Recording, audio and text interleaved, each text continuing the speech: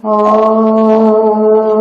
नमः सिद्धेभ्य ॐ नमः सिद्धेभ्य ॐ नमः सिद्धेभ्य ॐ शुद्धात्मने नमः। नमो अरिहन्तारम् नमो सिद्धाणं नमो आयर्याणं नमो वज्रायाणं नमो लोहे सौवसाहुणं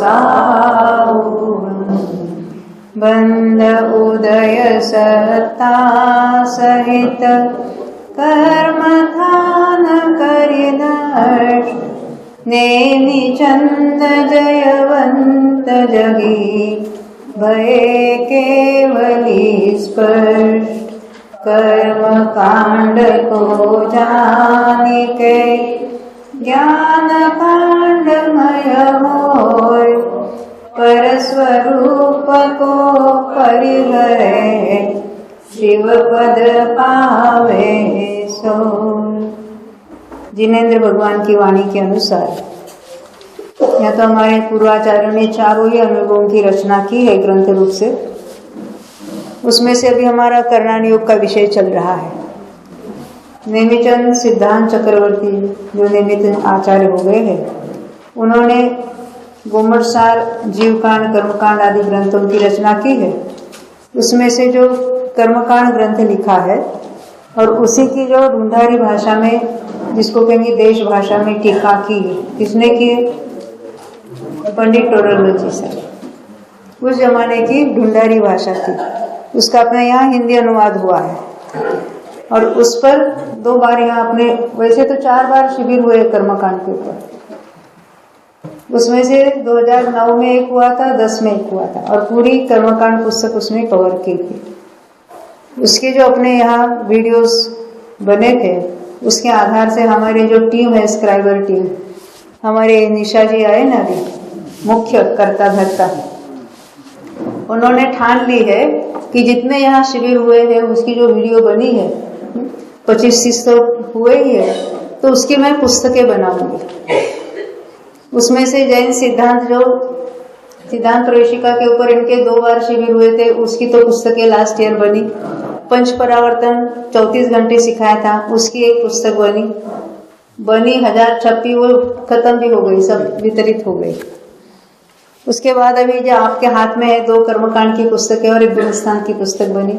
अभी उनका वर्क चल रहा है। कौन से बना रहे? लब्धि सार, क्षपणासार के 2 शिविर हुए थे, 60 घंटों के लेक्चर का काम चल रहा है। पंचलब्धि पर एक शिविर हुई थी, उसका भी साथ काम चल रहा है। आपने बहुतों ने वो वीडियो क्लिप्स देखी होगी, हाँ? रोज देखते हैं। वो बनाने वाली हमारी निशा है, हाँ? वो नहीं चाहती कोई परिचय।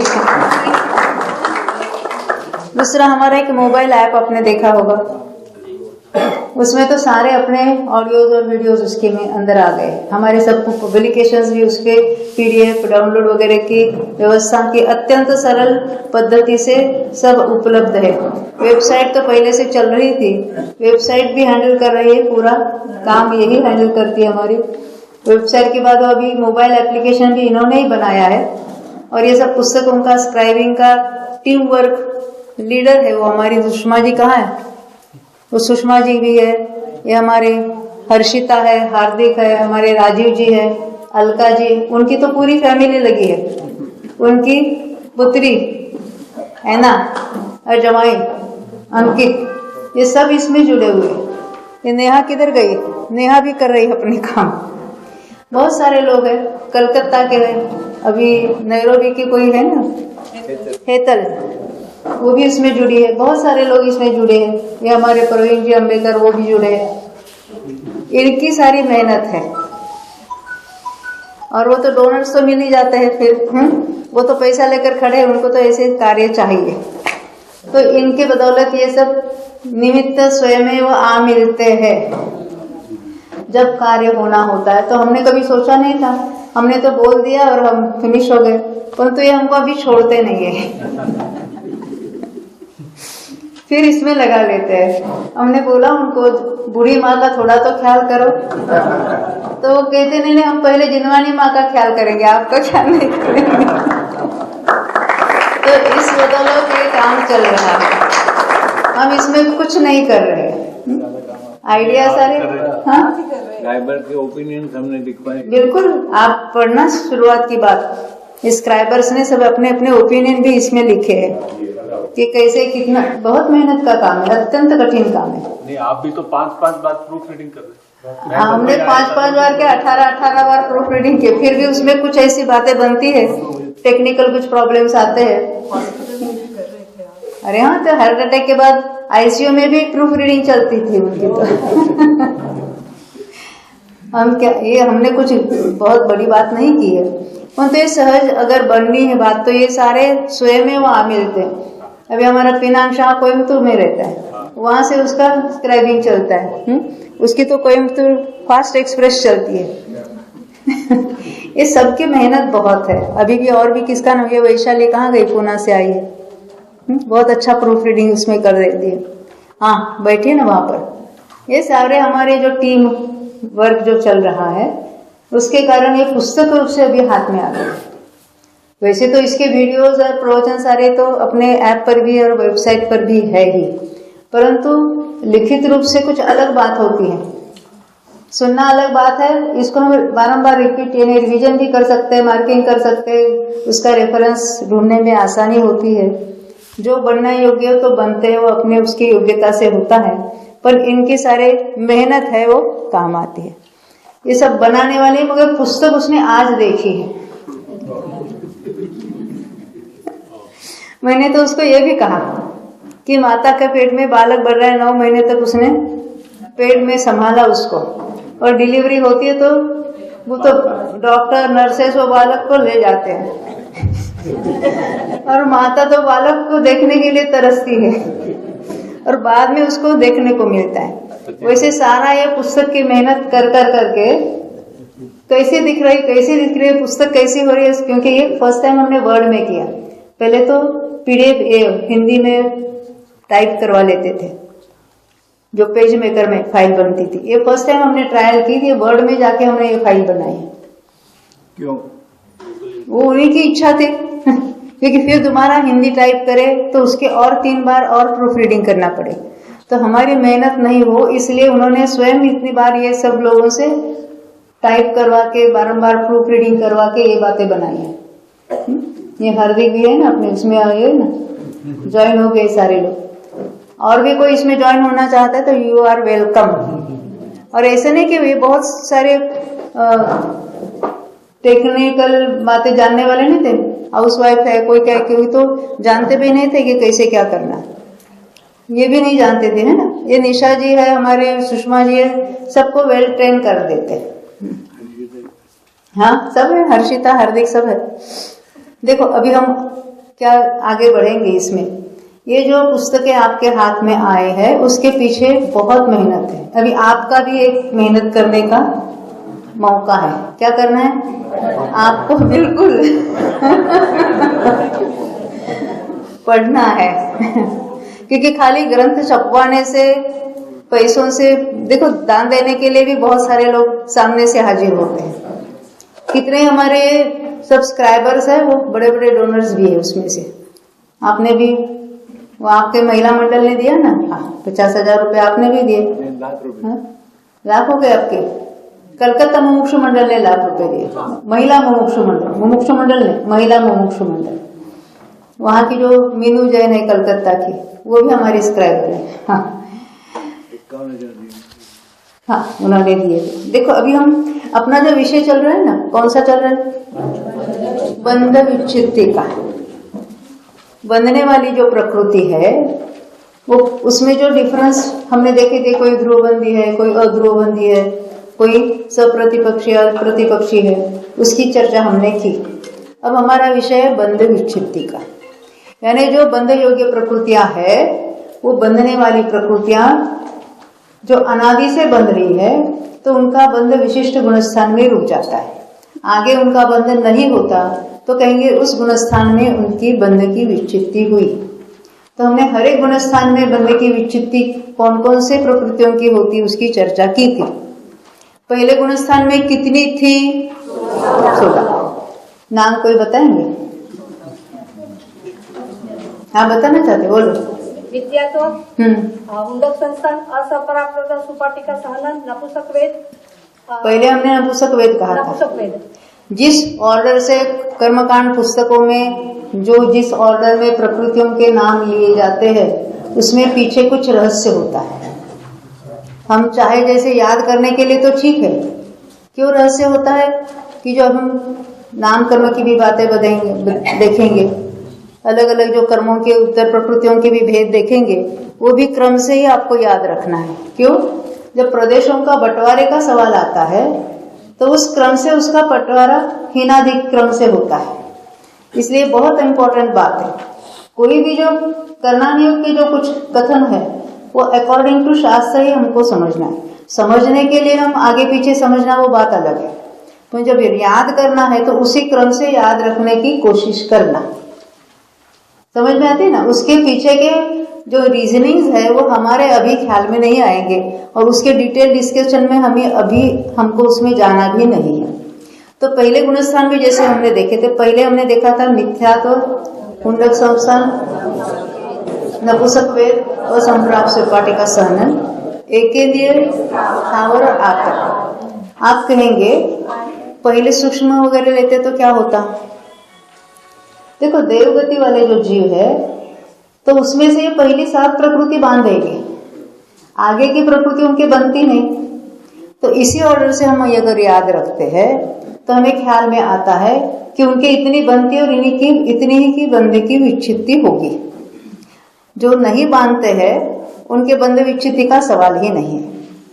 इसलिए अलग अलग गतियों में किस अपेक्षा से कैसे उसमें क्रम पड़ता है, इसलिए क्रम जिस क्रम से करणान योग की पुस्तकों में दिया होता है उसी क्रम से याद रखने की कोशिश करना, अपने लिए वो कार्यकारी है। अब हमने 7 प्रकृतियां देखी थी, उसके बाद सूक्ष्म, अपर्याप्त और साधारण, फिर द्विंद्रिय, तीन्द्रिय, चतुरिंद्रिय, फिर नरगति, नरगत्यानुपूर्वी, नरकाय। ये हो गई पहले गुणस्थान की बंध विच्छित्ति। अब दूसरे गुणस्थान की बंध विच्छित्ति, पहले कषाय कह देना वहां का, अनंतानुबंधी 4, फिर स्त्यान वृद्धि, निद्रा निद्रा, प्रचला प्रचला, हो गए ना। फिर अभी हमने जब याद किया था तो फिर दुर्भग स्वर अनादेय, फिर 4 संस्थान बताए थे, बीच वाले 4 न्यग्रोध परिमंडल, स्वाति, कुब्जक और वामन, 4 सहनन, वज्र नाराज, नाराज, अर्धनाराज और कील। उसके बाद अप्रशस्त विहाय गति, स्त्री वेद, नीच गोत्र। उसके बाद तीर्यंच की संबंधी 4 प्रकृतियां, तीर्यंच गति, गत्यानुपूर्वी, उद्योग, तीर्यंच, ये 25 हो गई टोटल। पहले गुणस्थान की 16, ये 25। अभी तीसरे गुणस्थान में कितने की बंध विच्छित्ति होती है? 0। चौथे गुणस्थान की याद है किसी को? 10 है। पहले वहां का कषाय बता देना। अप्रत्याख्यानावर की 4 और मनुष्य गति संबंधी हमने देखी थी 6। कौन सी? पहले सहनन बता दिया, वज्र, वृषभ, नाराज, सहनन, फिर औदारिक शरीर, औदारिक अंगों का, मनुष्य गति, मनुष्य गत्यानुपूर्वी, मनुष्य। कितना आसान है। 5वें गुणस्थान में बिल्कुल एक कषाय कह देना, उसके प्रत्याख्यानावर के 4। 6ठे गुणस्थान की 6 थी, सब अ से शुरू होने वाली, और एक अरत शोक है लास्ट में। कौन सी है? अस्थिर, अशुभ, असाधा वेदनीय, अयशस कीर्ति, अरति और शोक। समझ में आई बात? 7वें गुणस्थान में देवायु। यहाँ तक तो हमारी याद हो गई सबकी। अब हमको 8वें गुणस्थान के देखना है। टोटल कितनी है 36। अभी उसमें हम अभी 8वें गुणस्थान के हम 7 भाग करेंगे, इक्वल 7 भाग करेंगे। तो पहले भाग में जो प्रकृतियां बनती है उसके दूसरे भाग से आगे नहीं बंधेगी, तो उनको हम कहेंगे इन 2 की बंध विच्छित्ति पहले भाग में हुई। वे कौन सी 2 प्रकृतियां है कि यहाँ तक बनती है आगे नहीं बंधेगी? तो देखो आप निकालना, पेज नंबर है पेज नंबर 6, 7, 8, 6, 7, 8 नीचे से 8वीं लाइन। पहला भाग जो है, ये पहले भाग की कुछ विशेषता मालूम है आपको? क्या? पहले भाग में मरण नहीं होता है। हाँ, अच्छा है ना? ये सहज ऐसा पाया जाता है, तो भगवान के ज्ञान में आया है, उन्होंने बताया है। क्यों नहीं होता, क्या नहीं थे, उसके कोई रीजन ही नहीं। एक करनान योग जो ग्रंथ है उसको कहेंगे अहेतुवाद आगम। ये मेरू पर्वत 1,40,000 योजन इतना ही हाइट वाला क्यों, बोलो? अरे उसमें कोई हेतु नहीं है, जो है उसका कथन होता है। ऐसे प्रश्न कुछ आते हैं, वो उसके बाद में चर्चा करेंगे। तो हमने देखा था 8वें गुणस्थान के हम कितने भाग करेंगे? 7। उसके पहले भाग में मरण नहीं होता। उस पहले भाग की विशेषता क्या है? वहां बंधने वाली कुछ 2 प्रकृतियां आगे नहीं बंधेगी। उनका नाम क्या है? निद्रा और प्रचला। 3 निद्रा कहाँ गई थी? दूसरे गुणस्थान में। अब ये जो 2 निद्रा यहाँ तक बंधेगी, ऊपर नहीं बंधे की बात चल रही, उदय की नहीं। हाँ देखो क्या कहते हैं, ये जो बोल्ड लेटर्स में लिखा है ना बीच में, उसके चढ़ने के काल में मरण से रहित ऐसे प्रथम भाग में जब उपशम श्रेणी चढ़ने वाला है, ये उपशम की बात है कि क्षपक श्रेणी की बात है कि 8वें के पहले भाग में मरण नहीं होता। ये उपशम की बात, उपशम श्रेणी की बात है कि क्षपक की है। क्यों उपशम? क्षपक श्रेणी चढ़ने वाला मरता ही नहीं हो, वो क्षपक श्रेणी चढ़कर 13वां 14वां गुणस्थान पार करके निर्वाण को प्राप्त होता है, उसका मरण नहीं होता है। अरे आपको फाइन देना पड़ेगा, अभी 500 से बढ़कर 1000 रुपए हो गया है, हमारे उल्लास भाई ने बता दिया है। अच्छा है, आप सब ऑन कर ले लो, संस्था को अच्छा फायदा हो जाएगा। हमारा उसमें नुकसान होता है कोई बात नहीं है ना। और ये आवाज भी करते हैं ना, ये छोटा वाला, वो सब इसमें माइक में कैच हो रहा है। बिल्कुल आवाज नहीं करना सामने बैठने वाले लोग। हमारे फोटोग्राफर सर बार बार कहते हैं यहाँ से ये आवाज आती है, वहां से वो आवाज आती है। देखो क्या कह रहे पहले भाग में, यहाँ देखो इसी भाग में, पहले भाग में निद्रा और प्रचला के बंध की विच्छित्ति होती, मिला ना सबको। अब दूसरे अभी उसी प्रकार 6वें भाग के अंतिम समय में कौन सी 30 प्रकृतियां है, कहाँ लिखा? 6वें भाग तक बंधने वाली। हमने 7 भाग किए थे। पहले भाग में 2 प्रकृतियों के बंध की विच्छित्ति होती है, 6ठे भाग में 30 प्रकृतियों की, कितने हुए? 2 और 30 32, और अंतिम भाग में 4 प्रकृतियां।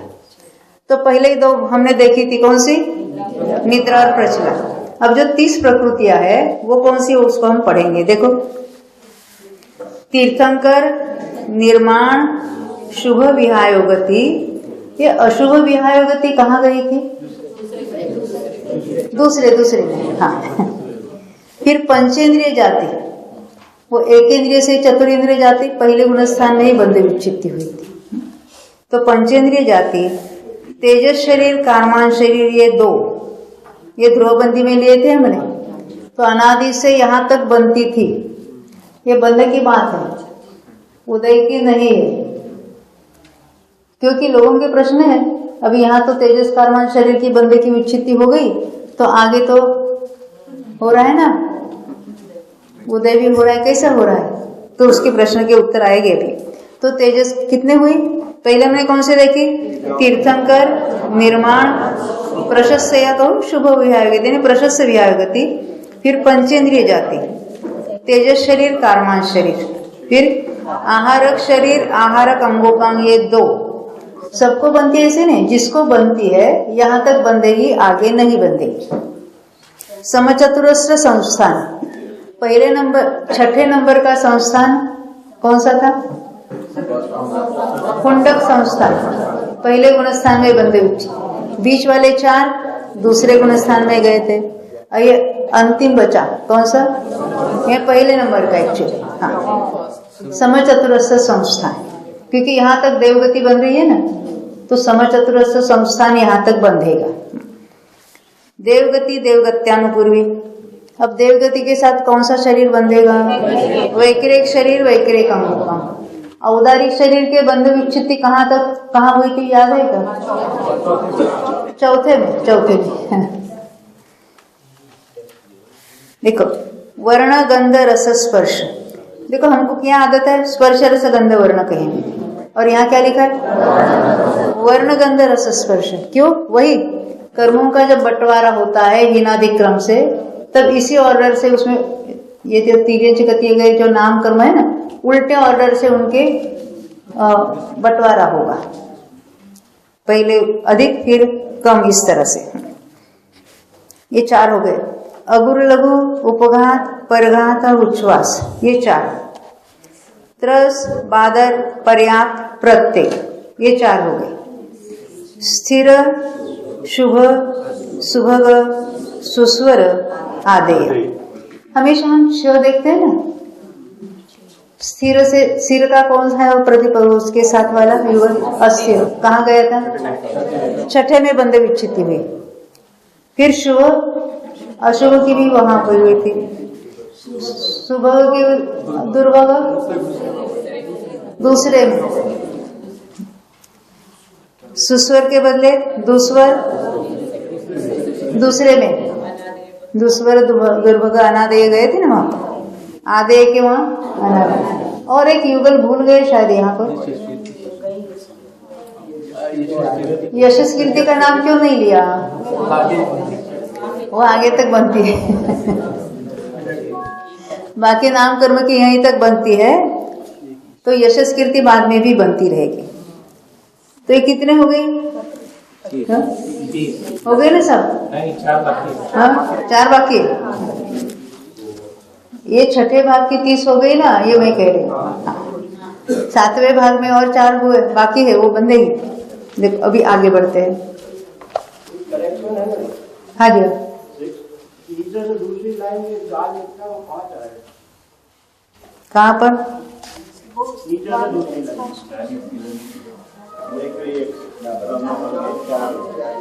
कौन सी 4? 2 बार 4 लिखा है, 3 बार 4 लिखा है।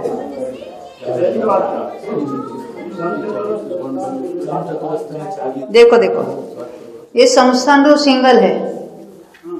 जब हम 4 कहते हैं, देवगति चतुष्क कहेंगे, गति गत्यानुपूरी, शरीर अंगोपांग, ये 4 होती है।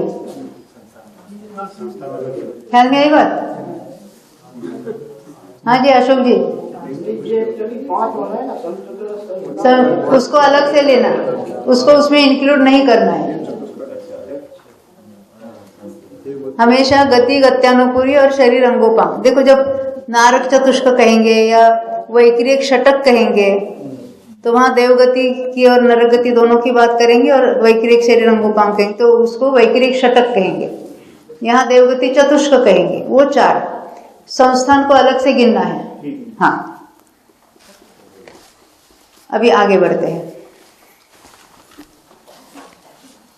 यानी जैसे गति जाति वगैरह हमने याद की थी ना, इस तरह से हमको याद रखने के लिए सुलभ हो गया। हाँ जी, प्रश्न है कोई? हाँ,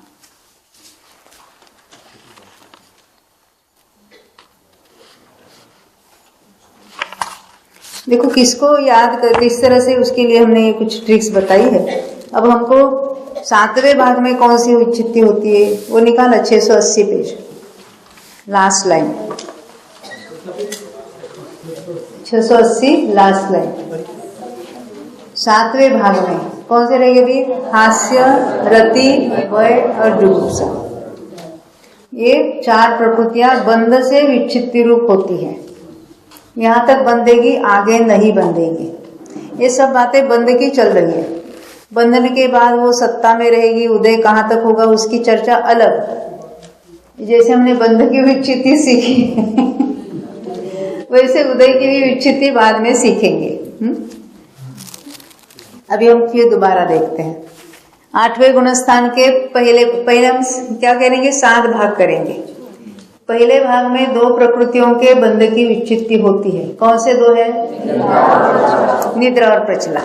फिर 6ठे भाग में 30 प्रकृतियों के बंध की विच्छित्ति होती है। निकालो आपका पेज, क्योंकि ये तो पढ़कर हम याद रख सकते नहीं, देख सकते हैं। पहले 3 प्रकृतियां बताई, तीर्थंकर, निर्माण और प्रशस्त विहायगति कहो या शुभ विहायगति। फिर हमको पंचेंद्रिय जाति ली, तेजस शरीर, कारमान शरीर, शरीर की बात करेंगे। और जो आहारक शरीर अंगोपांग बांध रहा है उसको भी यहीं तक बंध है, क्योंकि हमने देखा था बंध कहाँ तक होता है, कहाँ होता है? 7वें 8वें में। तो 7वें में बंधा, वो 8वें में गया, तो 8वें के 6ठे भाग तक बंधेगा, ऊपर नहीं बंधेगा। तो कहेंगे उसकी बंध की विच्छित्ति हुई। तो आहारक शरीर अंगोपांग। फिर देवगति संबंधी कहना है तो समचतुर संस्थान, देवगति देवगत्यानुपूर्वी, वैकिरिक शरीर वैकिरिक अंगोपांग। फिर वर्ण, गंध, रस, स्पर्श, ये 4 हो गए। अगुरु लघु भी हमेशा 4 हम याद करते हैं। अगुरु लघु, उपघात, परघात और उच्छ्वास, वो भी यहीं तक बंधेगी। फिर त्रसादि 4, त्रस, बादर, पर्याप्त और प्रत्येक। फिर अभी जो उसमें 6 युगल है ना, उसमें से यश कीर्ति को यहाँ नहीं लेना है। बाकी कौन है? सिर, शुभ, सुभग, सुस्वर और आदि। इनके जो अलग उनकी जो जोड़ी थी वो हमने कहा किसकी बंध विच्छित्ति होती है वो देखा था। ये हो गई 30। ये 30 कौन रिपीट कर सकेगा? हाँ, आप करेंगे? बोलो। तीर्थंकर, निर्माण, शुभ विहायगति, पंचेंद्रिय जाति, तेजस शरीर कारमान शरीर, आहारक आहारक अंगोपांग, हाँ, समचतुर संस्थान, देवगत, हाँ, यानी 4 बताई। देवगति देवगत्यानुपूर्वी, वैकिरिक शरीर वैकिरिक अंगोपांग। फिर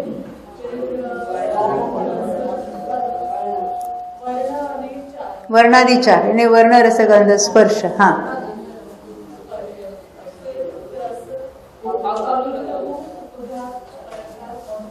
हाँ, अगुर लघु उपघात परघात उच्छ्वास। त्रसादि 4, त्रस, बादर, पर्याप्त, प्रत्येक। फिर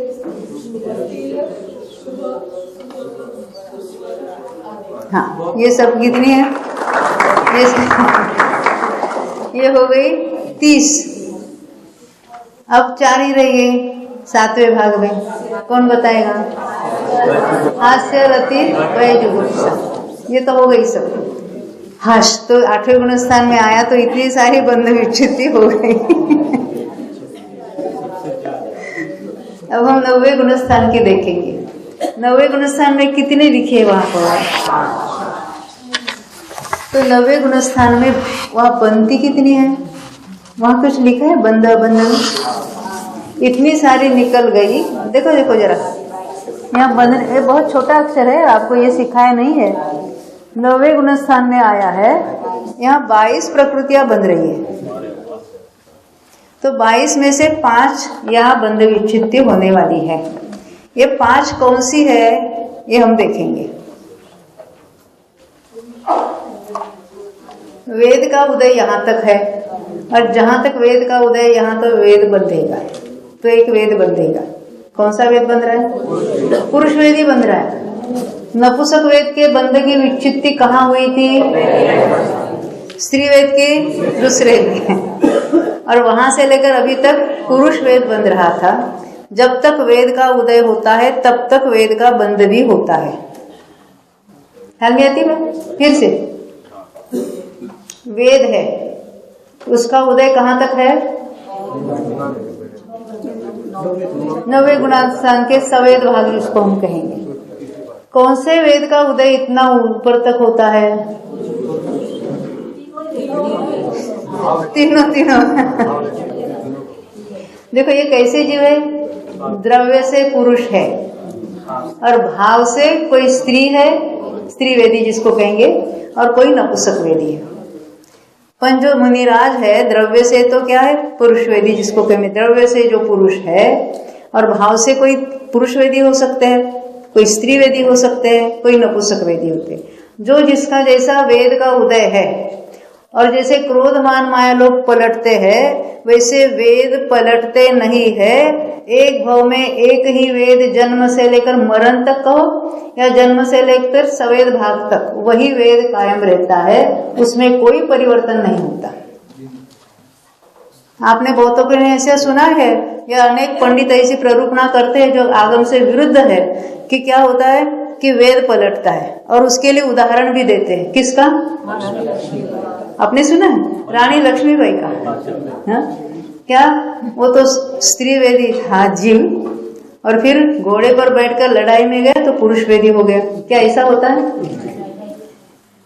कौन सा जॉब करता है उसका वो पुरुष वेद का वो लक्षण है, वो कार्य है उसका। वेद का कार्य क्या है? जो सेक्सुअल अट्रैक्शन है वो वेद का कार्य है। वो ऑफिसर हो गया तो पुरुष वेदी हो जाएगा क्या? ऐसा नहीं है, परंतु ऐसी प्ररूपणा बहुत जगह चलती है और वो आगम से विरुद्ध प्ररूपणा है। और ये जो विरुद्ध जो प्ररूपणा विद्वानों के द्वारा ही फैली गई है, इसलिए हमें आगम से चलना है। किसने बताया क्या है? हम भी अगर बोलते बोलते कुछ गलत बोल जाए तो आपकी रिस्पॉन्सिबिलिटी है उसको सुधारने की। उसमें कोई हमारा इंसल्ट नहीं है, हमें आगम सर्वतोपरि है हमारे लिए। तो ये वेदों का जो उदय बताया है, तीनों ही वेदों का उदय, ये भाव वेद की बात चल रही है। कहाँ तक है? 90 गुणस्थान तक। और जहां उसका उदय है वहां तक उसका बंध भी है। भले स्त्री वेद का उदय होगा फिर भी बंध किसका चल रहा है यहाँ पर? पुरुष वेद का। क्योंकि हमने देखा तीसरे गुणस्थान से लेकर पुरुष वेद का ही बंध होता है। यहाँ तक बात समझ में ये बात हो गई। अब और कौन से? तो 5 है ना यहाँ पर प्रकृतियां। तो एक हो गया पुरुष वेद। फिर यहाँ और क्या क्या रुकने वाला है? संज्वलन क्रोध, संज्वलन मान, संज्वलन माया, संज्वलन लोभ। क्योंकि हमने देखा था मोहनीय का बंधन 90 तक ही है। 10वें में सूक्ष्म लोक का उदय है, पर सूक्ष्म लोक के उदय में नया मोहनीय नहीं बन रहा। ख्याल में आती है बात? मोहनीय का बंध कब तक है? 90 तक है। तो यहाँ संज्वलन क्रोध मान माया लोभ, वो क्रम से उसका स्टेप बाय स्टेप एक एक भाग में उसके बंध की विच्छित्ति होती है। पहले क्या बनता था? एक पुरुष वेद बन रहा था और चारों कषाय बन रहे थे। कौन से? संज्वलन के। और बाकी ज्ञानावरण वगैरह बन रहे थे उसके साथ। अभी बंध में से क्या क्या विच्छित्ति होगी? पहले पुरुष वेद का बंध रुकेगा, फिर आगे जाके क्रोध का बंध रुकेगा, फिर मान का, फिर माया का, फिर लोभ का। यहाँ तक बात ख्याल में? तो यहाँ 22 बंध रही थी, अभी ये 5 बंधे से रुक जाएगी। तो 22 में से 5 और चली गई, तो 10वें गुणस्थान में कितने बंधेगी? 17। तो आप अंदाजा बांध सकते कौन सी होनी चाहिए? 17। हाँ, ज्ञानावरण की 5। फिर क्रम से बोलो ना। दर्शनावरण की 4। क्यों? निद्रा गई दूसरे में, सर यानी स्त्यान बुद्धि निद्रा, निद्रा प्रचला गई दूसरे में, और निद्रा प्रचला गई 8वें में। अब 4 वो बन रही, यानी ज्ञानावरण की 5, दर्शनावरण की 4, अंतरा की 5। कितने हुए? 14 हुए। और वेदनीय 7 वेदनीय 1, 15। गोत्र उच्च गोत्र 16 और नाम कर्म की 1। कौन सी? मात्र यशस कीर्ति बन रही। अभी गतिविधि सब बंद हो गए, उसकी विच्छित्ति हो गई, तो ये 17 बनती है, उसमें 16 की विच्छित्ति होगी। यहाँ पर जो हमने अभी 17 गिनी थी ना, उसमें कि यशस कीर्ति को छोड़ो, बाकी 16 की विच्छित्ति यहीं पर हो जाएगी। तो यशस कीर्ति 1 रहेगी, सॉरी सातावेदी 1 रहेगी। यहाँ तक यशस कीर्ति बनती है। हाँ बरोबर है। तो देखो अभी है, हम देखते हैं पुस्तक में से हम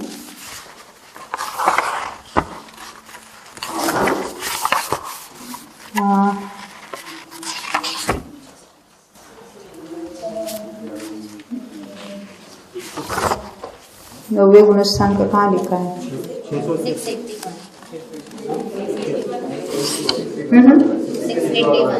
681। हाँ, नवे गुणस्थान। नवे गुणस्थान की 5 की बात है ना, 1 पुरुष वेद और 4 संज्वलनों हमने देखा था। और 10 लास्ट लाइन 981 981 सब 681 लास्ट लाइन। 10वें गुणस्थान में 16 की विच्छित्ति होती है। अब नेक्स्ट पेज 682 देखो, तीसरी लाइन, ज्ञानावरण की 5, दर्शनावरण की 4, फिर अंतराय की 5, 14 हो गई ना, 14। फिर नाम कर्म की 1, कौन सी? यशस कीर्ति, उच्च गोत्र। ये 16 प्रकृतियों के बंध की विच्छित्ति होती है, इनका बंध भी रुक जाएगा। तो कौन सी रह जाएगी? सातावेदनीय, जो 11वें में भी बंधेगी, 12वें में भी बंधेगी, 13वें में भी बंधेगी, 14वें में नहीं बंधेगी, तो उसकी बंध विच्छित्ति कहाँ हो जाएगी? देवी। यहाँ तक बात ख्याल में? तो हमने बंध विच्छित्ति का प्रकरण देखा, पहले गुणस्थान से लेकर 13वें गुणस्थान। 14वें में कोई बंध विच्छित्ति नहीं है, बंध ही नहीं है तो विच्छित्ति होने का सवाल नहीं है। तो हमने इस तरह से देखे, पहले गुणस्थान में कितनी प्रकृतियां? 16, दूसरे में, तीसरे में, चौथे में 10, 5वें में, 6ठे में 6, 7वें में 1, 8वें में 2, 30 और 4, टोटल 36, 9वें में 5, 1 वेद और 4 कषाय, 10वें में 16, 11वें में 0, 12वें में 13वें में 1। इस तरह से ये बंधने वाली सभी प्रकृतियां बंधने से यहाँ रुक जाती है। यहाँ तक ख्याल में आया ये विषय का पूरा? हाँ, देखो अभी ये बंध के बारे में कोई प्रश्न है तो पूछना, और भी कुछ प्रश्न है उसको हम लेके आगे बढ़ते हैं। हाँ, किसका? जैसे हमने देखा था कि सम्यक दृष्टि जीव, हाँ, 41 कर्म की प्रकृति की बंध विच्छित्ति 4थे गुणस्थान में आता है। हाँ, मैं आपका रिपीट करती हूँ, समय दृष्टि जीव के 41 प्रकृतियों का बंध रुक गया है। हाँ, रुक गया है। हाँ, इसके अंदर आज हमारी अभी इसके पहले के लेक्चर में बात चली कि अगर मनुष्य गति का जीव है, हाँ, तो उसकी और भी 6 प्रकृति रुक जाएगी दूसरे में। हाँ, दूसरे में। हाँ, तो अगर मनुष्य गति के जीव ने पहले ही मनुष्य आयु का बंध किया होगा, तो मनुष्य आयु का बंध किया होगा तो 6 की जगह पर 5 रुक जाएगी, ऐसे कैसे करेंगे? देखो ऐसा है, आपका प्रश्न फिर दोबारा मैं रिपीट करती हूँ। किसी जीव ने मनुष्यायु का बंध किया, कोई मनुष्य मनुष्यायु का बंध करता है तो कौन से गुणस्थान में कर सकता है? पहले या दूसरे कोई गुणस्थान में कर सकता है। अब इनका प्रश्न है, कोई समय दृष्टि जीव है, पहले उसने मिथ्यात्व गुणस्थान में मनुष्यायु बांधी है, तो उसकी बंध विच्छित्ति कहाँ कहलाएगी? ये जो बंध विच्छित्ति होती है वो एक जीव की अपेक्षा नहीं है, कोई ना कोई जीव वहां बांध सकता है कि नहीं दूसरे गुणस्थान में? नहीं समझा? अपने जो 6 घटित की थी ना, 6 घटित की, पर कोई जीव दूसरे गुणस्थान वाला मनुष्यायु बांध सकता है कि नहीं सकता? हाँ, तो उसकी बंध विच्छित्ति दूसरे में ही कहेंगे। किसी एक जीव ने पहले में बांध ली, उससे कोई मायना नहीं रखता। ये अनेक जीवों की अपेक्षा, सभी जीवों, जिसको हम नाना जीवों की अपेक्षा कहते हैं, ये बंध विच्छित्ति की जो बात है वो अनेक जीवों की अपेक्षा हम करें। कोई ना कोई जीव दूसरे गुणस्थान तक इसका बंध कर सकता है, ऊपर नहीं करेगा उस अपेक्षा से। मनुष्य के लिए क्योंकि ये पहले जो हमने अभी बंध विच्छित्ति देखी तो इन जनरल देखी, गुण स्थानों में बंध विच्छित्ति देखी, मार्गणाओं में बंध विच्छित्ति की बात अलग है। क्योंकि मार्गणा में क्या है, नारकी क्या सभी प्रकृतियां बांधेगा? कौन सी बांध सकता है, कौन सी नहीं बांध सकता? नारकी जो कौन कौन सी प्रकृतियां नहीं बांधेगा बोलो? नरगति नरकायु नरकानुपुरी नहीं बांधेगा, देवगति देवगत्यानि।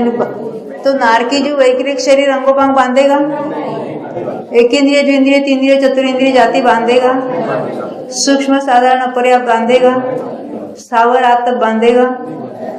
तो कितनी प्रकृतियां वो बांध नहीं सकता, बांधता ही नहीं है। तो जब मार्गणाओं में विच्छित्ति कहेंगे तो वहां कितनी प्रकृतियां बनती है इसका विचार करना पड़ेगा, ख्याल में। तो नारकी के लिए अब मैं एक सामान्य प्रश्न पूछती हूँ, नारकी के लिए पहले गुणस्थान की बंध विच्छित्ति कितने की होगी? हाँ, कौन सी चार बोलो विजय जी। हाँ, बैठिए बैठिए। मिथ्यात्व, कुंडक संस्थान, नपुंसक वेद व संप्राप्ता सुप्राटिका सहन। इसीलिए इसी ऑर्डर से याद करने को क्यों कहा? ये मार्गणाओं की अपेक्षा भी जब हम घटित करेंगे तब ये चार की वहां विच्छित्ति नारकी के लिए कहेंगे, देव के लिए कितने की कहेंगे हम? 7 की कहेंगे। ख्याल में आती है ना बात? और मनुष्य और तिर्यंचों के लिए सभी बातें होगी। ये मार्गणाओं की बात अलग है, हम इतने विस्तार में नहीं जाने वाले, परंतु विचार कैसे करना है हमको ये बात आनी चाहिए। हमने तो 120 या 117 जो मिथ्या तो गुणस्थान में बनती है वो तो मनुष्य की अपेक्षा बताइए, सभी मार्गणाओं में घटित नहीं होगी।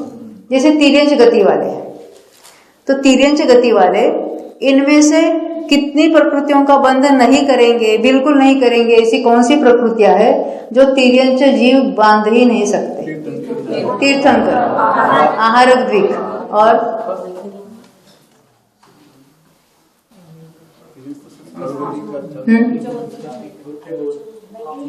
उच्च गोत्र बांधेंगे। अरे तिर्यंच मरकर देव में जाते हैं ना, तो देवगति के साथ उच्च गोत्र बांधेंगे।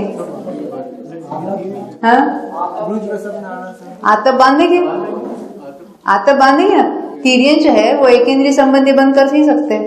तिर्यंच द्विंद्रिय का, तीन्द्रिय का, चतुरिंद्रिय सबका बंद करेंगे। तिर्यंच देवगति भी बांधेंगे, नरक गति भी बांधेंगे, मनुष्य गति भी बांधेंगे। तो बाकी तो सभी प्रकृतियां बनती हैं उनके। ख्याल में थे विचार कैसे करना है, ये हमको विचार कैसे करना है उसकी बात है। देखो मैं जरा आपको बताती हूँ। यानी तिर्यंच जीव 117 का बंद कर सकते हैं, तो फिर उसमें गुणस्थान के अनुसार हमको देखना है कौन सी बन सकती है, कौन सी नहीं बन सकती। ख्याल में आई ना बात? हम नरक गति के लिए क्या देखा था हमने, कौन सी बनती है कौन सी नहीं बनती। तो देवगति नहीं बंधेगी, गति और गत्यानुपुरी। वैकृतिक शरीर अंगोपांग नहीं बंधेगी। नरक गति नरकायु नहीं बंधेगी। नरक गति नरगत्यानुपुरी। देवायु और नरकायु भी नहीं बंधेगी। तो नारकी जीव तीर्थंकर प्रकृति का बंध करेंगे कि नहीं करेंगे? तीसरे नरक तक के करेंगे, नीचे के नरकों में वो भी नहीं बंधेंगे। आहारक का बंध करने का सवाल ही नहीं उनके। ख्याल में आती है ना? तो इस तरह से हर एक गति में मार्गणा की अपेक्षा हमने केवल गति मार्गणा की आपको जरा सैंपल बताया। जैसे इंद्रिय मार्गणा में एक इंद्रिय कौन कौन सा बंद कर सकते हैं? क्या एक इंद्रिय जीव नरक गति देवगति बांधेंगे? नरकायु मनुष्यायु बांधेंगे? नहीं बांधेंगे। वैकृतिक शरीर बांधेंगे? नहीं बांधेंगे। ख्याल में आती है? और तीर्थंकर आहारक द्विक बांधने का सवाल ही नहीं है। तो इस तरह से अलग अलग मार्गणों में हम घटित कर सकते, कैसे सोचना है ये बात है। तो कौन सा बंद कर सकते हैं, तो वो मरकर देव में भी नहीं जाएंगे, नरक में भी नहीं जाएंगे। वो प्रकृति नहीं बांधते तो वहां जाने का सवाल नहीं है। ये बंधक की विच्छित्ति देखने से मार्गणाओं में अगर हम देखेंगे कौन सी बंध सकती है तो मरकर वहां जा भी सकते हैं। जो प्रकृतियां बांधते ही नहीं है वहां जाने का सवाल भी नहीं है। जैसे हम कहेंगे दूसरे स्वर्ग के ऊपर के जो देव है वो एक इंद्रिय जाति का बंध नहीं करते, तो वो मरकर एक इंद्रिय में जाएगा क्या? नहीं जाएंगे। अभी सहस्रार के ऊपर के जो देव है वो तीव्र गति का बंद करते नहीं, मनुष्य गति का ही बंद कर सकते। वो तो नियम से मरकर, मिथ्या दृष्टि हो या सम्यक दृष्टि हो, मनुष्य में ही आएंगे। ये सारे जो नियम है, बंद के नियम हम देखेंगे मार्गणाओं में, तो वो जीव मरकर कहाँ जा सकता है, कहाँ नहीं जा सकता, ये बातें क्लियर हो जाती है। सोचने की बात है बस, हाँ, और कुछ नहीं। एक प्रश्न है, हाँ जी। बादर एकेंद्रिय मनुष्य हो सकता है? बादर एकेंद्रिय, हाँ, आपका प्रश्न है बादर एकेंद्रिय मनुष्य हो सकता है? बिल्कुल हो सकता है। बादर निगोद भी हो सकता है। कौन सा बादर जीव मनुष्य नहीं होगा? कौन सा बादर जीव मनुष्य में जन्म नहीं ले? अग्नि का एक और वायु का एक, अग्नि का एक वायु का एक ऐसी पर्याय, वो बादर हो, सूक्ष्म हो, पर्याप्त हो, अपर्याप्त हो, मनुष्य गति बांधेगा ही नहीं। उल्टा तो मनुष्य गति बांधकर कोई उस पर्याय में उत्पन्न हुआ है तो वो तो मनुष्य गति की उद्वेलना करता है, नष्ट करते जाता है। वो मनुष्य गति बांध नहीं सकता, मनुष्य में जन्म ले नहीं सकता। निगोद है, वो मनुष्य में आ सकता है डायरेक्ट, उसके लिए कोई रुकावट नहीं है। इन्हें मार्गणा में कैसे लगाना ये हमने आपको बताया है। अब ये बंद के बारे में कोई प्रश्न है तो पूछना, बाकी यहाँ क्या प्रश्न है उसको देखेंगे, फिर हम आगे बढ़ेंगे। देखो प्रश्न है, कर्म जीव का कुछ नहीं करता है, जीव कर्म का कुछ नहीं करता है, इसको समझना है। ऐसा समझना, एक द्रव्य दूसरे द्रव्य का कुछ नहीं करता, तो अपना तो कुछ कर सकता है ना, है? नहीं, उसने सोच लिया मैं अभी समय तक प्राप्त करूं, नहीं हो सकता। उसके सुनिश्चित है ना पर्याय, प्रत्येक द्रव्य की प्रत्येक समय की पर्याय सुनिश्चित है, और उस पर्याय का समय भी सुनिश्चित है, और वो उसके अपने से हो रहा है। केवली ने जाना इसलिए उसको पराधीनता से वैसा परिणमना पड़े, ऐसी बात नहीं है, क्योंकि सभी द्रव्यों ने अपने सभी अनंत काल की पर्याय केवल ज्ञान को दिखाई। क्यों दिखाई? हाँ? क्यों दिखाई? कौन सा गुण है? प्रमेय तो गुण। तो केवल ज्ञानी ने जाने, उन्होंने बताया ये हमारी पर्याय होने वाली है, और केवल ज्ञानी ने जाना कि ये ऐसी पर्याय होने वाली है, तो उन्होंने जाना, तो वो द्रव्य पराधीन हो गया क्या? वो जाना वो ज्ञान की योग्यता है, और ये परिणमेंगे अपनी योग्यता से। दोनों अपनी अपनी योग्यता से अपना अपना कार्य कर रहे हैं, उसमें कोई पराधीनता नहीं है। केवल ज्ञान पर को जाना कि नहीं? हाँ, केवल ज्ञान पर को जाना कि नहीं? केवल ज्ञान पर को जानता है कि नहीं? बिल्कुल जानता है। स्व पर को जानना उसका ज्ञान का कार्य है। ऐसा क्यों कह रहे? नहीं, ये ऐसा भी विवक्षा है नहीं कि भाई ज्ञान पर को जानता ही नहीं है। देखो, ज्ञान पर को जानता नहीं, ये जो कहते हैं वो विवक्षावश कहेंगे, परंतु केवल ज्ञान क्या है? जानना शक्ति है। तो जानते हैं तो हमने अभी स्वभाव है उसका जानना, तो जो जिसका स्वभाव है उसको कोई मर्यादा नहीं होती। तो अगर स्व को ही जानेगा पर को नहीं जानेगा तो मर्यादा हो गई। खाली वर्तमान का जानेंगे, भूत भविष्य का नहीं जानेंगे तो मर्यादा हो गई। ऐसी कोई लिमिट, कोई मर्यादा उसमें नहीं है, अमर्यादित ज्ञान है। और ज्ञान का स्वभाव, उसकी शक्ति कैसे? स्वपर प्रकाशक शक्ति है। स्व को भी जाने और पर को भी जाने, ये ज्ञान का स्वभाव है, पर वो अपने में ज्ञान रूप रहकर सबको जानता है। ये सबको जानने रूप पर्याय यहाँ हो रही है, इसलिए वो क्या कहते हैं? विवक्षा क्या है? वो अपनी पर्याय को जान रहे हैं। कौन सी पर्याय को? जो पर को जानने वाली पर्याय को वो जान रहे हैं। नहीं समझे?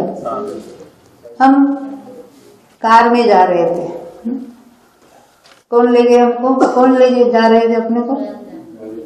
कौन? हमारा पूर्वेश कहाँ गया? वो हमको कार में यहाँ से ले जा रहा था, तो वो राइट हैंड को मुड़ने लगा, तो वो पीछे देखकर उसने टर्न लिया कि आगे सामने देखकर लिया? आगे देख रहा था, पर पीछे का ट्रैफिक आ रहा है, उसको ज्ञान में आ रहा है कि नहीं आ रहा है? अरे उसने मुड़कर देखा भी नहीं, तो उसने पीछे मुड़कर देखा नहीं, तो उसने पीछे देखा कि नहीं देखा?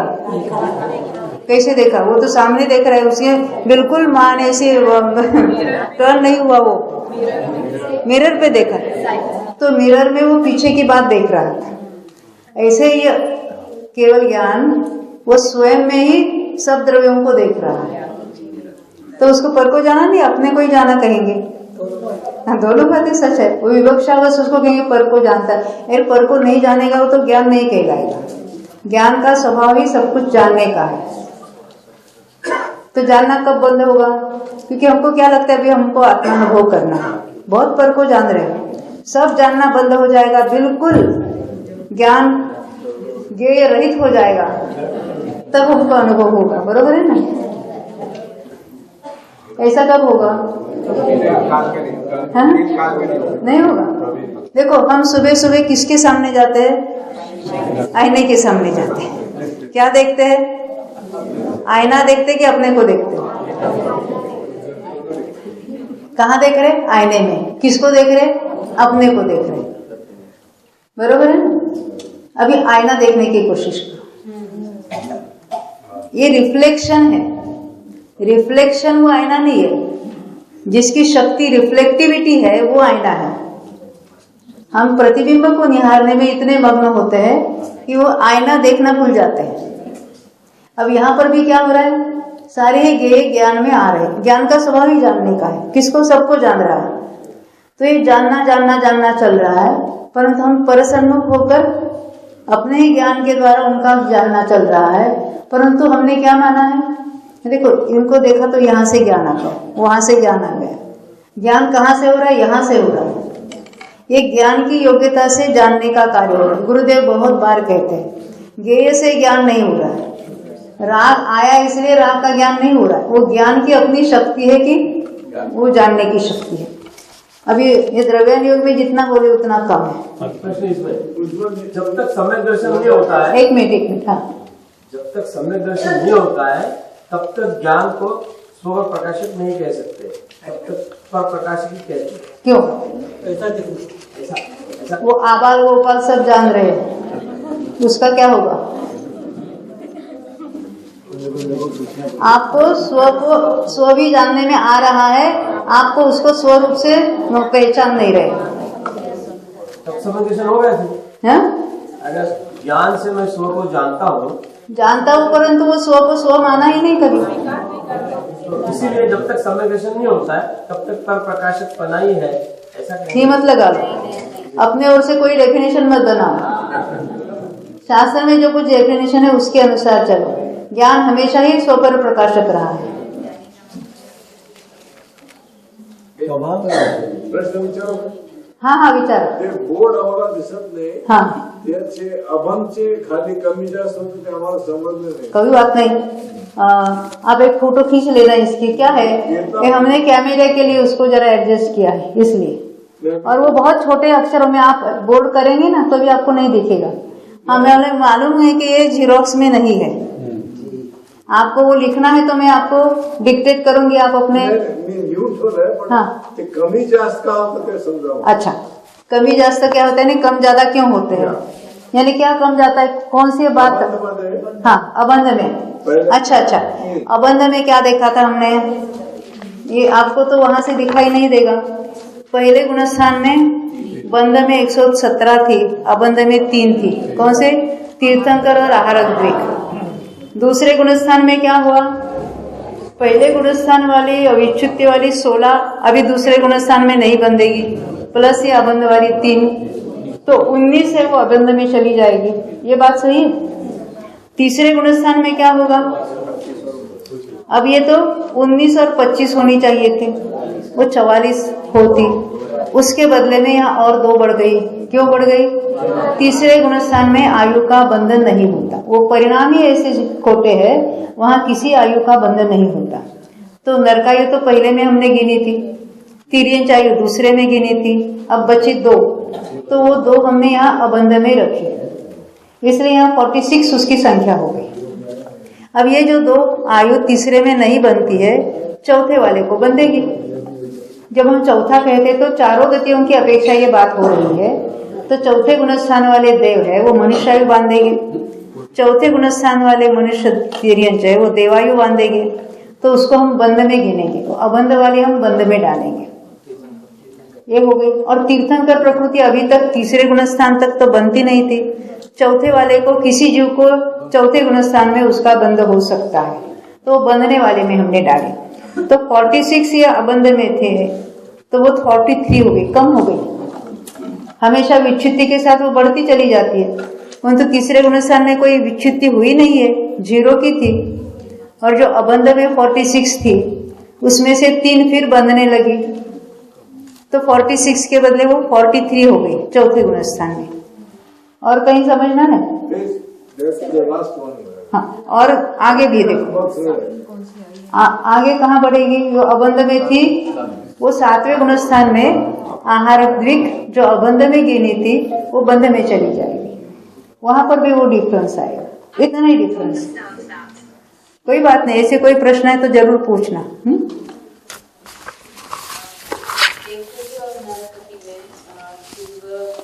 जरा फिर से रिपीट करना।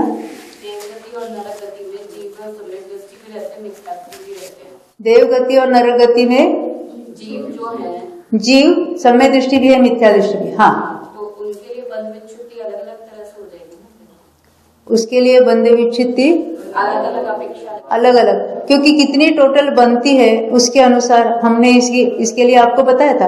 पहले गुणस्थान के बंध विच्छित्ति कैसे कहलाएगी? जो बनती है उसमें से हम विच्छित्ति कहेंगे। तो हमने देखा ना, वो 7 बन सकती है देवों को, तो अभी नहीं बंधेगी, तो उनके लिए वो बंध में से वो 7 ही की बंध विच्छित्ति कहलाएगी। जो मिथ्यात्वी देव हैं उनको तो बंध, उन 7 का भी बंध होगा, उनको मिथ्यात्वी बंध होगा ना। अपन वो जो सम्यक तो प्राप्त करेंगे तो दूसरे, तीसरे, चौथे आदि कोई गुणस्थान वाले उसका बंध नहीं करेंगे, ना मिथ्यात्व का करेंगे, ना हुंडक संस्था का, ना नपुंसक वेद का, ना संप्राप्त सुपाटी का, ना एकेंद्रिय स्थावर आतप का। इसलिए उनके लिए 7 प्रकृतियों के बंध की विच्छित्ति पहले गुणस्थान में कहेंगे। समझ में आती बात? हाँ।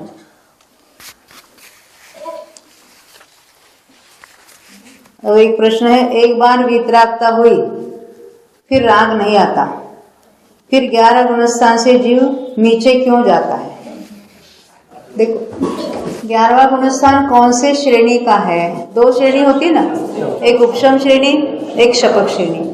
उपशम श्रेणी यानी चारित्र होने के जो उदय रूप जो होते हैं उनको उपशमाते जीव ऊपर के गुणस्थानों में चढ़ता है, यानी उन प्रकृतियों का उपशम होता है। उपशम का अर्थ क्या है? वो अंतर्मूर्त काल तक उपशमित रहती है, फिर उसका उपशम छूट जाता है तो फिर नीचे उसके उदय रूप हो जाएगी, यानी उपशम छूट गया, उसका काल सुनिश्चित है, इतने अंतर्मूर्त तक ही उसका उपशम हो गया है। तो जो गुणस्थान कौन से 11वें में पहुंचा है, पूर्ण वितरागता हुई है, कितने काल तक? अंतर्मूर्त तक। फिर उसका उपशम का क्या होगा? उपशम छूट जाएगा। तो जिस क्रम से उपशमित करते गया है उस क्रम से उपशम छूटता छूटता नीचे आएगा। तो उसका 11वें का काल पूरा हुआ, इसलिए वो नीचे आया। नीचे आया कहेंगे तो जब 10वां कहेंगे उसको, तो वहां सूक्ष्म लोक का उदय भी चालू हो जाएगा, और वहां से अंतर्मूर्त में और नीचे आएगा। तो 90वें गुणस्थान में जो हमने देखे थे, हाँ, वो सब उसका बंध शुरू हो जाएगा। पहले लोभ का, फिर लोभ माया का, फिर लोभ माया मान का, फिर लोभ मान माया क्रोध का, फिर इस तरह से जिस क्रम से उदय बंध की विच्छित्ति हुई थी उस क्रम से फिर वो बंधने लगेंगे। तो पूर्ण वितराग होने पर भी, वो वितरागता क्यों हुई थी? पूर्ण उपशमित हुआ था। उसका नाम क्या है? उपशांत मोह। उपशम तो अंतर्मूर्त तक ही टिकता है, इसलिए फिर दोबारा वो क्रम से ही नीचे। ऐसा नहीं कि 11वें में गए और फिर डायरेक्ट वो मिथ्यात्व में चला गया, ऐसा कभी नहीं होगा। 11वें वाला 10वें में ही आएगा, 10वें से 9वें में, 9वें से 8वें में, 8वें से 7वें में, फिर 6वें में, फिर यथायोग्य उसका जो कुछ परिणाम के अनुसार गुणस्थानों का क्रम होगा। वो अभूतपूर्व पुरुषार्थ करके फिर बहुत सारा स्टॉक क्लियर कर देता है उपशम श्रेणी वाला। उपशम श्रेणी वाला भी बहुत बड़ा पुरुषार्थ करता है, तो स्टॉक भी क्लियर करता है। स्टॉक भी क्लियर करता है। बहुत असंख्यात गुना उसकी निर्जरा हो जाती है। हाँ, निर्जरा होती है वो तो फिर बंधने वाली नहीं अभी इतनी, तो एकदम हल्का हो जाता है। परंतु फिर मान लेते 6ठे तक आया और फिर नीचे गया और कोई मिथ्या तो नहीं गया कालांतर में, फिर दोबारा बंद हो जाएगा। ऐसे जो एकेंद्रिय में भी जा सकते हैं कि नहीं, और ऐसे कितने जीव पड़े हैं निगोदादि प्रयाग में। बंध विच्छित्ति हमेशा गुणस्थान के हिसाब से ही लगेगी या किसी और अपेक्षा से भी लगेगी? तो हमने गुणस्थान में ही बंध विच्छित्ति कहेंगे। अगर हम मार्गणाओं में लगाना है, जैसे हमने नरक गति में लगाना है, तो नरक गति में कितने गुणस्थान होते हैं? 4। तो हम ऐसा कहेंगे नरक गति में पहले गुणस्थान की उदय बंध विच्छित्ति, दूसरे की, तीसरे की, चौथे की। ख्याल में जिस मार्गणा की बात करनी है उस मार्गणा में कितने गुणस्थान होते हैं उसकी चर्चा करेंगे। एकेंद्रिय में कौन से गुणस्थान हो सकते हैं? तो बंध विच्छित्ति क्या कहेंगे? वो तो बनती ही रहेंगे। ख्याल में आई बात? एक भाव में औक्षणिक श्रेणी कितनी बार चढ़ के? कौन से जीव? कोई भी जीव एक भाव में। हाँ, इनका प्रश्न है कोई भी जीव एक भाव में उपशम श्रेणी कितनी बार चढ़ सकता है? 2 बार चढ़कर उतर सकता है, और अनादि से 4 बार मैक्सिमम। उसके बाद जब चढ़ेगा तो शपक श्रेणी चढ़ेगा। अब ये है कि उपाधि हम रात को समझ गएंगे। हाँ, अभी का अपना जो विषय चल रहा है ना, ये समय हो गया समय। अभी रुकेंगे यहीं पर। हम 15 मिनट में फिर दोबारा यहाँ मिलते हैं। बोलो 2400 भगवान जय।